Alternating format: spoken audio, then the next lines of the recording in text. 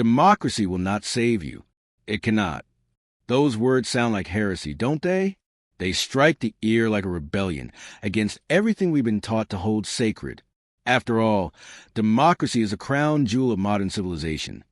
The system, we are told, protects freedom, equality, and justice.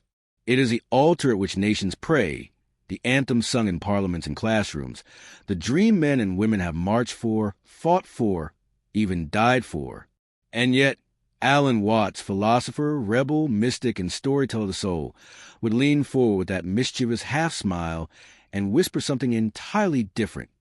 No system of government, not even democracy, can liberate you from yourself. Because the truth, as Watts saw it, is far more unsettling. The greatest tyrant you will ever face is not a king, not a dictator, not even the majority voice of society. The greatest tyrant is the restless ego, the insatiable hunger within you that no law, no constitution, and no ballot box can ever silence. We believe democracy will set us free. We believe if only the right leaders are chosen, if only the right policies are passed, if only the collective will is made manifest, then finally we will rest, finally we will breathe, finally we will feel safe. But what happens after the election? What happens when the promises fade, when the structures bend, when the majority proves just as confused, just as fearful, just as lost as the individual? Alan Watts called it the divine joke, the cosmic trick we play upon ourselves, imagining that freedom is something delivered from the outside, something handed down by systems or leaders, rather than something discovered within. Watts was not against democracy in the way we might imagine a radical or a cynic to be. He did not wish for tyranny, nor did he romanticize authoritarian rule. His critique was deeper, more subtle, more dangerous to the illusions we hold. He questioned not just democracy, but the very belief that collective structures can ever replace the work of awakening, the courage of letting go, the art of seeing life as it is. To Watts, democracy was another mask in the carnival of control. Yes, better than some masks, far gentler and more humane than others. But still a mask, still a costume the ego wears when it pretends to be in charge of the universe. And this is why his voice matters now, more than ever. Look at the world around you. Never before have so many people felt so powerless, even while living in the most democratic of times. Never before have voices shouted so loudly, yet felt so unheard. Never before has the promise of collective freedom felt so empty, while anxiety, stress, and loneliness consume lives from within. Because Watts was right. The ballot box cannot dissolve your fear of death. The parliament cannot erase the ache of desire. The majority cannot cure the illusion of separateness that haunts your every step. The system outside is a reflection of the storm inside. And until the storm is calmed, until the self is understood, no system will satisfy. Alan Watts was a bridge between worlds. Born in England, raised in the Christian tradition, yet drawn irresistibly to the wisdom of Zen, Taoism, and Vedanta, he became the translator of the East to the West, the voice who could take ancient paradoxes and make them sing in the living rooms of America. He laughed at seriousness, danced with metaphors, and painted pictures of life that revealed the sacred hiding in the ordinary. But perhaps his greatest rebellion was not against any one system, but against the assumption that systems themselves hold the key. He urged us to see that life is not a problem to be solved, not a machine to be controlled, but a dance to be joined, a game to be played, a mystery to be lived. This is where democracy, too, falls short. For democracy, like monarchy or dictatorship, is built on the idea of control. Control society, control people, control destiny. And Watts' wisdom was simple yet devastating. Control is the very illusion that enslaves us. Now, imagine hearing that whispered to you directly, late at night, when the noise of the world has finally faded. Imagine a voice telling you that no government, no leader, no vote will ever make you whole. At first, the words sting. They feel like betrayal. But then, something shifts. A small door opens. A realization dawns. If freedom cannot be granted by the majority, then where does it come from? If happiness cannot be legislated, then where does it live? If salvation is not found in systems, then where must I look? Watts answers with a paradox that is both terrifying and liberating. You must stop looking outside, because the freedom you crave is already within you. The joy you seek is already here. The liberation you dream of is not the gift of the system, but the recognition that you are not a pawn in a political game. You are, as what's loved say, the universe playing at being you. This is not to dismiss democracy, nor to mock the struggles of those who fought for it. Watts understood its value as a human attempt at fairness, compassion, and order, but he also understood its limits. He saw that the obsession with external systems often distracts us from the more urgent revolution, the revolution of consciousness. And so he invites us, you, me, anyone willing to listen, to step beyond the illusion, to recognize that while society may shape the stage, the play itself is ours to perform. Democracy may give you a vote, but only awareness can give you freedom. This is why his philosophy matters today. Because we live in a world drunk on control, addicted to systems, intoxicated by the illusion that external order will calm inner chaos. And yet, anxiety rises, loneliness deepens, alienation spreads. We are free in theory, but not free in spirit. Watts offers a different kind of liberation, one not bound by elections or institutions, one not dependent on leaders or laws. His gift is a reminder that life is not waiting for permission to be lived. Life is happening here, now, with or without your vote. To listen to Alan Watts is to awaken to this haunting, beautiful truth. You are not a prisoner of politics. You are not a pawn of systems. You are life itself, the great cosmic game, the dance of existence, pretending for a while to be human. And so, dear listener, before we venture into the deeper corridors of his philosophy, let us hold on to this paradox. Democracy will not save you. It cannot.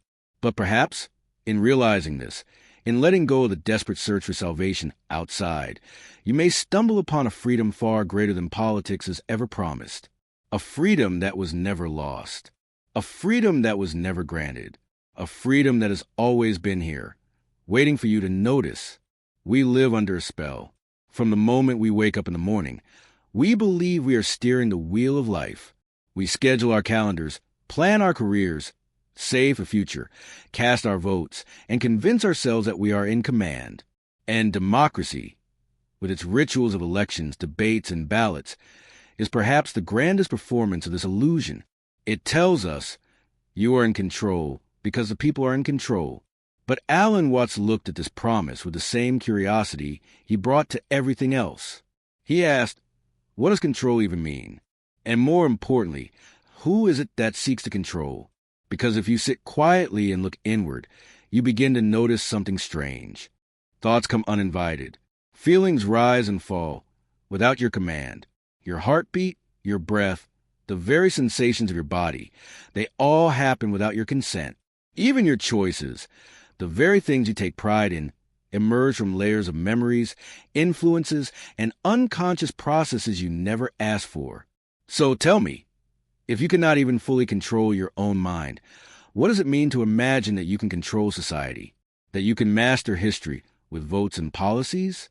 Watts would often say, you are something the whole universe is doing, in the same way that a wave is something the whole ocean is doing. A wave does not control itself. It rises and falls because the ocean moves. And in the same way, you rise and fall because life itself moves. The illusion of control is nothing more than the ego pretending it is the ocean, when in truth it is only the wave. And here lies the paradox. Democracy, noble as it may be, builds its entire ritual on the illusion that the wave can command the sea. We gather millions of egos, each restless, each afraid, each convinced of its own righteousness, and we call it the will of the people. But the will of the people is nothing more than the will of the restless mind, magnified, multiplied, and institutionalized. What saw the comedy in this? He did not condemn democracy as evil. Rather, he laughed at the seriousness with which we worshipped it. He knew that whether the rule of one or the rule of many, the illusion remains the same. We believe control is the path to freedom. But here's the truth. Control is bondage. Think about your own life. Have you ever clung so tightly to a plan, only to watch it fall apart? Have you ever tried to force someone to love you, only to feel them slip away? Have you ever tried to control every outcome, only to collapse under the weight of anxiety? This is the trap of control. And it is the same trap that infects nations and governments.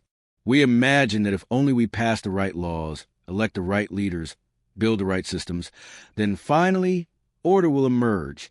But what would remind us? The very idea of order is born from our fear of chaos. And fear is not a foundation for freedom. True freedom, he insisted, does not come from control, but from surrender, from recognizing that you are not separate from the flow of life, not a puppet master pulling strings, but part of the dance itself. He would illustrate this with the music of life. Imagine a symphony. No note tries to dominate. No instrument controls the others. Each arises, plays its part, and fades, allowing the next to emerge. The beauty lies not in control, but in harmony, the effortless unfolding of sound. Life, said Watts, is just such a symphony. Democracy, like all political systems, is one way of arranging the orchestra, but the orchestra is not the music itself. The music comes from the deeper rhythm of life, a rhythm beyond rules and ballots, beyond winners and losers. When we cling to control, we lose the music. When we surrender, we hear the song. This does not mean we abandon responsibility. Watts was no nihilist. His teaching was subtler, responsibility without the illusion of control. To act, to participate, to vote even, but to do so with the awareness that you are part of the dance, not its master. To live fully without believing you hold the reins of destiny. And this awareness, once seen, changes everything. It softens anxiety. It melts the rigid grip of fear.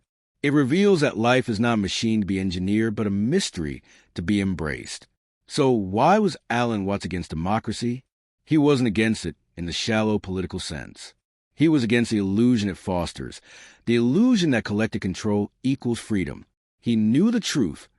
Freedom is not something given to you by a system. Freedom is the recognition that you are never bound. When you see this, when you feel in your bones, a strange laughter rises. The laughter Watts himself carried in his voice. Because you realize the joke, the grand cosmic joke. We build governments and democracies to secure what was never lost. We build systems to chase a freedom that was already here. And in that laughter, perhaps, lies the first taste of liberation, transition. But if control is the great illusion, then what remains? If we cannot command the storm, then what role do we play in the vastness of existence? This question leads us to another dimension of Watts' philosophy, a truth at once humbling and electrifying. You are not in the universe. You are the universe, playing at being you. We often speak as if the universe is out there, a great, dark emptiness stretching across light years, filled with stars, galaxies, and forces far beyond our comprehension. And then here we are, fragile little creatures crawling on a rock, trembling under its immensity. But Alan Watts turned this picture upside down. He looked at us, anxious, lonely, searching humans, and whispered a scandalous truth. You are not in the universe. You are the universe, playing at being you. Think about it. Every atom in your body was once forged in the heart of a star. The iron in your blood, the calcium in your bones, the carbon in your flesh, all born in cosmic furnaces billions of years ago. The very breath you take is the breath of the forests, the oceans, the entire biosphere moving through you. So who are you really? A separate being locked in your skin? Or the entire cosmos, condensed into the strange, miraculous experiment called you? Watts loved to use metaphors that dissolve the illusion of separateness. He would say, just as a wave is something the ocean is doing, you are something the universe is doing. A wave rises, curls, and crashes, but the ocean remains. The wave has a shape, a personality, a brief story, but it is never separate. It is the ocean itself, temporarily expressing as that form. You are that wave. I am that wave. Every man, woman, child, every creature, every sound of thunder, every falling leaf, all waves the same immeasurable sea. And yet, how do we live? We live as though we are strangers in the world, as though we were dropped here by accident, condemned to survive, condemned to fight against nature, against each other, against time itself. We speak of man versus nature, as if there were a war. But Watts laughed at this madness. You do not come into this world, he said. You come out of it, like a leaf from a tree. Do you see the difference? You are not an alien intruder. You are an expression. The universe has never been separate from you. You are its voice, its eyes, its awareness, its smile. Let's make this personal. Think of a moment you felt completely alive, perhaps standing at the edge of the ocean, or watching the sky burn with colors at sunset, or holding someone you love so deeply that time disappeared. In those moments, did you feel separate? Did you feel like a lonely ego fighting against existence? Or did you feel at home? That, Watts would say, is the truth peeking through. For a brief instant, the illusion of separateness dissolves, and you see yourself as part of the whole. That is why those moments feel so sacred, because they remind you of what you truly are. Now, this realization is not just poetic. It has consequences. When you believe you are separate, you live in fear. You cling, you grasp, you defend. You fear death because you imagine it is the end of you. But when you awaken to the truth that you are the universe, fear begins to lose its grip. How can a wave fear returning to the ocean? It has never been apart from it. Death is not annihilation. It is transformation. It is the ocean changing its form, the music shifting its key. When you know this, life becomes lighter. Every breath, every gesture, every laugh becomes precious, not because you must cling to it, but because you are free to dance with it. And here's the most beautiful paradox. When you know you are the universe, you also discover humility. The ego shrinks, the seriousness softens. You stop demanding that the world bend to your will, and instead marvel at the play. You become less a controller, more a participant. That is why Watts often spoke of life as play. For what is a game but the universe playing with itself? Hide and seek, he said. The one disguises itself as the many, just to rediscover itself again and again. And you, with all your struggles, all your triumphs, all your heartbreaks, are part of that divine hide and seek. So why does this matter today? Because we live in an age of disconnection. We are more connected by technology than ever before, yet lonelier, more anxious, more cut off from the very ground of being. We scroll, we compete, we compare, all because we have forgotten the truth Watts kept repeating. You are the universe, pretending to be a person. Imagine, just for a moment, if we remembered this, how differently would we treat each other? Would we still wage wars, knowing we are fighting ourselves? Would we still consume without care, knowing the earth is our own body? Would we still fear death, knowing that we return to what we have always been? This realization is not an escape. It is the deepest return. To wake up is to see that the boundary between self and world was never real. The skin is not a wall. It is a bridge. Inside and outside are two sides of the same movement. And once you see this, life no longer feels like a prison. It feels like a dance. You stop asking, what will become of me? And start asking, what song is the universe playing now through me? Watts once said, through our eyes, the universe is perceiving itself. Through our ears, the universe is listening to its harmonies. We are the witnesses through which the universe becomes conscious of its glory. That is the true dignity of being human. Not control, not domination, not separation, but participation. To know yourself as a shimmering expression of the infinite. Just as a wave is the sea, just as a star is a galaxy, just as a flower is the earth. Transition. And when you see life this way, another realization emerges. Life is not a struggle to reach some final destination. It is not a climb up a mountain, nor a march toward an ending. Life is music, meant to be danced, not conquered, which leads us to the next unfolding of Watts' vision, the dance of life. We began this journey with a shocking truth, that the things we trust most, the systems we worship, the ideas we cling to may not save us. We saw that our desperate attempt to control life is built on an illusion, and yet, through Alan Watts' wisdom, we've discovered something greater. That what we truly are is not a frightened ego, but the universe itself, playing a game of hide and seek through us. So now, what do we do with this realization? 1. Stop trying to force life. The first step is surrender. Not surrender as defeat, but surrender as awakening. To stop wrestling with the current and instead let yourself flow with it. Because when you fight the river, you exhaust yourself. When you move with it, you discover its rhythm, its hidden harmony. Alan Watts often laughed at our seriousness. He would say, "The meaning of life is just to be alive." It is so plain, so obvious, and so simple. And yet, everybody rushes around in a great panic as if it were necessary to achieve something beyond themselves. Look at your own life. How much of your energy has been spent chasing, proving, defending, achieving? What if you could rest right now in the realization that nothing is missing, that the very fact you are here, alive, breathing, aware, is already the miracle? 2. Remember that you are not alone. When you see yourself as a universe, the illusion of loneliness begins to dissolve. You may feel separate, but you are not. Every person you meet is another face of the same infinite being. Every hand you shake, every eye you look into, is another mirror reflecting yourself back at you. Imagine how differently the world would feel if we treated each other this way. No longer strangers, no longer enemies, but waves of the same ocean, expressions of the same whole. Compassion would not be a moral obligation. It would be the natural recognition that I am you and you are me. This is what Watts meant when he said, "We do not come into this world. We come out of it as leaves from a tree." If the leaf understood its tree, could it ever truly feel alone? Perhaps the greatest fear we carry is death.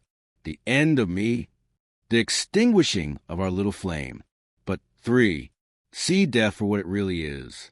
Remember the wave in the ocean. When the wave crashes, does the ocean vanish? No, it simply changes form, returning to where it always belonged. Watts reminded us that death is not the enemy. It is part of the dance, the silence that gives music its shape, the darkness that makes stars shine. To live with the awareness of death is not to be morbid. It is to be fully alive, because when you know that every moment is fleeting, every moment becomes precious. So don't waste your life waiting. Don't postpone your joy, your laughter, your creativity. The universe is not in a hurry, but it is always dancing, and it wants to dance through you now. 4, life is music, not a race. And this brings us to the final insight.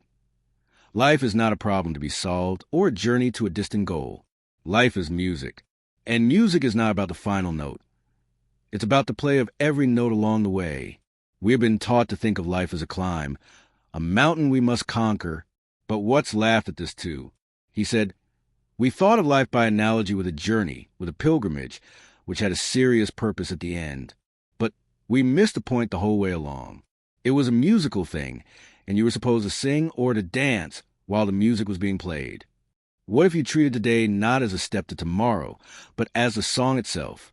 What if you lived as if you were already home, already whole, already the very thing you've been searching for?" 5, the final return.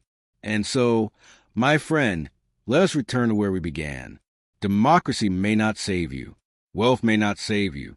Systems, religions, philosophies, none of them can save you if you're still clinging to the illusion of separation. But you do not need saving. You are the universe, pretending to be a person. You are the dance of life itself. And when you remember this, the weight lifts, the anxiety fades, and you are free to play. So, let go of your seriousness. Laugh more. Breathe deeper. See yourself in others. Dance with the music of the moment. For this right here, right now, is the miracle. As Alan Watts would smile and remind us, you are it.